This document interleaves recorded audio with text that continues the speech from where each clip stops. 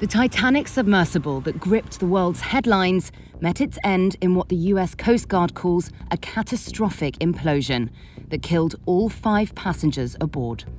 But the search that led to this discovery and the race against time to find the passengers alive became a 5-day multinational rescue operation that captured global attention, not least due to the connection to the Titanic, the unsinkable British ship that met its tragic ending in 1912.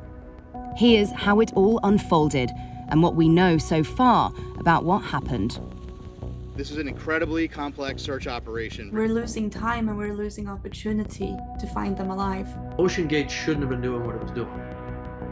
On Saturday, the 17th of June, OceanGate's Titan submersible prepares for its voyage to the century-old wreck of the Titanic.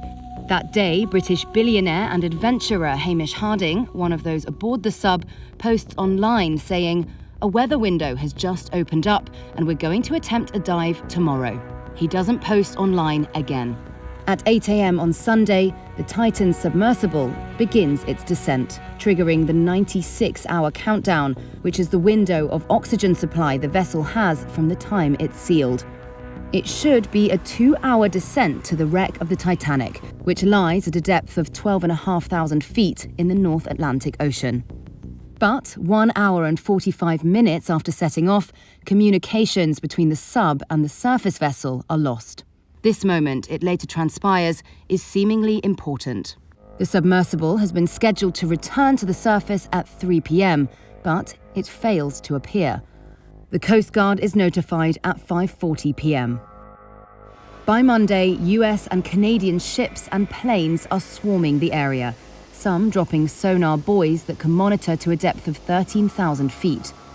Search teams stress that this is a remote area and a challenge to conduct a search. Officials also ask commercial vessels for help. On Tuesday, noises, reported to be banging sounds, are detected over several hours by a Canadian aircraft, which is equipped with gear to trace submarines. The noises temporarily offer hope that the Titan is still intact and that its occupants are alive and trying to communicate by banging on the hull. Officials later say analysis of the sound is inconclusive. At this point, Hamish Harding's friend says hopes are not high. As it stands right now, it would be a miracle if they are recovered alive. At 2 a.m. on Wednesday, the US Coast Guard announces it's deploying remotely operated vehicle searches to the area where the sounds were detected. A French research ship equipped with a deep-sea diving vessel makes its way to the search area. The surface search is now approximately 2 times the size of Connecticut, and the subsurface search is up to 2.5 miles deep. On Thursday at 6 a.m. Eastern Time, the 96-hour oxygen window closes, diminishing any last hopes of finding the passengers alive.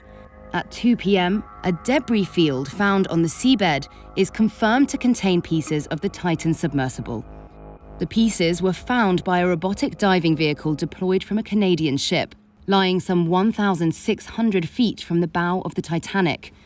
The US Coast Guard confirms the debris is consistent with the loss of the pressure chamber and an implosion, and that there were no survivors. So, when did the sub meet its fate? During the search operation, sonar buoys in the water didn't detect any loud or violent noise that would have been generated by an implosion. That suggests it happened before the search began.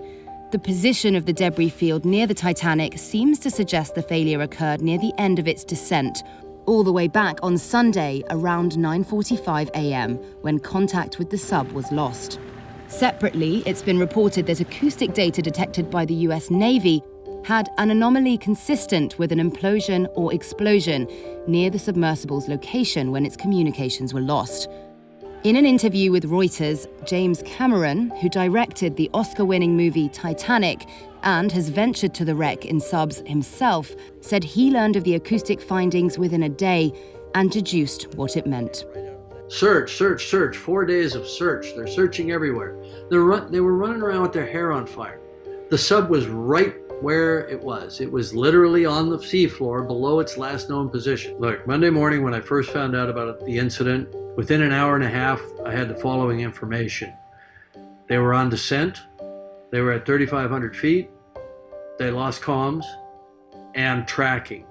We got confirmation within an hour that there had been a loud bang at the same time that that comms were lost. I knew what happened. Sub imploded. I sent emails to everybody I know. I said, we've lost some friends. The sub has imploded. I really hoped and prayed I was wrong, but I knew it wasn't.